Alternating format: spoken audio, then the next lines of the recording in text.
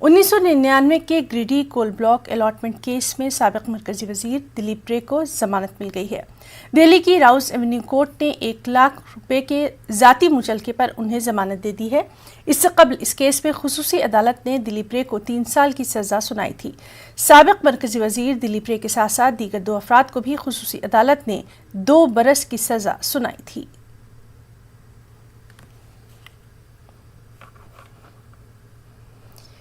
ناظرین، آپ کو بتائیں کہ 1999 کے گریڈی کول بلاک الاٹمنٹ کیس میں سابق مرکزی وزیر دلیپ رے کو ضمانت مل گئی ہے۔ دہلی کی راؤز ایونیو کورٹ نے 1 لاکھ روپے کے ذاتی مچلکے پر انہیں یہ ضمانت دی ہے۔ اس سے پہلے خبر آئی تھی کہ اس کیس میں خصوصی عدالت نے دلیپ رے کو 3 سال کی سزا سنائی تھی۔ سابق مرکزی وزیر دلیپ رے کے ساتھ ساتھ دیگر 2 افراد کو بھی خصوصی عدالت نے 2 برس کی سزا سنائی تھی۔ جھارکھنڈ کے کوئلہ بلاک الاٹمنٹ کا یہ معاملہ کافی سرخیوں میں رہا تھا، جس میں سابق مرکزی وزیر دلیپ رے کو 3 سال کی سزا سنائی گئی تھی۔